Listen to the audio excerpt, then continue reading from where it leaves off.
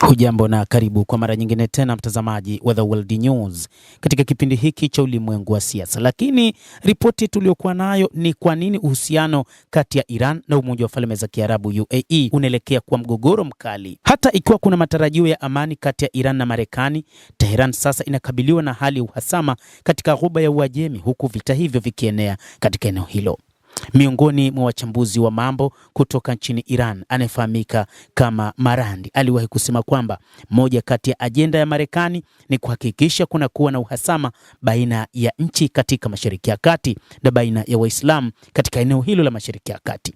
Hiki ndicho kinachotokea kwa sasa. Marekani na Israel zimetengeneza mgogoro mwingine kati ya Umoja wa Falme za Kiarabu pamoja na Iran. Mgogoro huu umetengenezwa wakati ambapo Marekani imewekeza kwa kiasi kikubwa ngome za kijeshi katika eneo hilo la Umoja wa Falme za Kiarabu pamoja na uwekezaji mwingine wa kiuchumi. Kadhalika ni Israel ambayo tayari imetengeneza uhusiano mkubwa na taifa hili la Umoja wa Falme za Kiarabu kupitia mkataba wa Abraham Accord ambao ulisainiwa katika miaka 2020 hadi 2022. Umoja wa Falme za Kiarabu hususan ndio umeathiriwa zaidi na mashambulizi ya makombora na ndege zisizokuwa na rubani za Iran ambayo yalifanywa kujibu mashambulizi ya Marekani na Israel dhidi ya Iran mnamo Februari 28. Ni wakati ambapo Profesa Marandi anasema kwamba kambi za kijeshi za Marekani katika Mashariki ya Kati zimetengenezwa kwa ajili tu ya kutengeneza uhasama kati ya mataifa hayo ya Kiarabu na ya Kiislamu. Imarati sasa imetengeneza uhasama kutokana na namna ambavyo inapata ushirikiano kutoka Marekani lakini pia kutoka Israel, kutokana na kwamba mataifa hayo mawili yana uhasama na taifa la Kiajemi. Hata hivyo, Imarati imejitenga na washirika wake wengine katika Ghuba ya Uajemi na kuchukua msimamo wa kukabiliana zaidi na Jamhuri ya Kiislamu ya Iran. Licha usitishaji wa vita hafifu ulioanzishwa mwezi Aprili na juhudi za mataifa mengine ya Ghuba kuzuia kuanza tena kwa uhasama kati ya Iran na UAE umeenea katika majukwaa ya kimataifa na ya kidiplomasia na huenda hata kusababisha hatua za kijeshi za siri.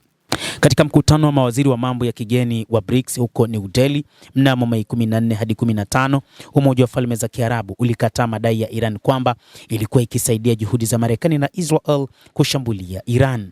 Umeeleza kwamba huko ni kuhalalisha mashambulio ya kigaidi ya Iran ambayo yalilenga UAE na nchi zingine katika eneo hilo.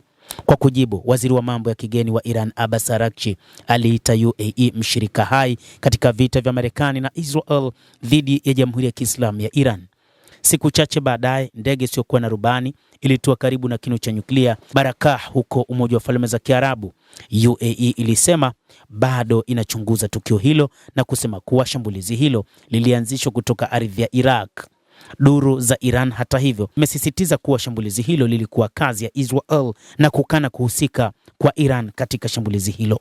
UAE ilifanya mashambulizi ya siri dhidi ya Iran wakati wa vita vya hivi majuzi. Uadui huu wa wazi na usiokuwa na kifani kati ya Iran na Imarati umetokea katika hali ambayo nchi hizo mbili zina uhusiano wa kina na wa kimatendo katika masuala ya kibiashara, uhamiaji na uhusiano wa kihistoria. Ni mambo gani ambayo yamefikisha Iran na UAE katika mkwamo wa sasa? Na uhasama huu wa kigaidi kati ya majirani hao wawili wa Kiarabu na wenye nguvu ungeweza kuwa na matokeo gani? Kwanza tunatazama kibiashara na kiuchumi. Bandari hizo ambazo sasa ni uti wa mgongo wa uchumi wa UAE kihistoria zimekuwa na uhusiano mkubwa wa kibiashara na uhamiaji wa Iran, jirani mkubwa wa UAE katika Ghuba ya Uajemi.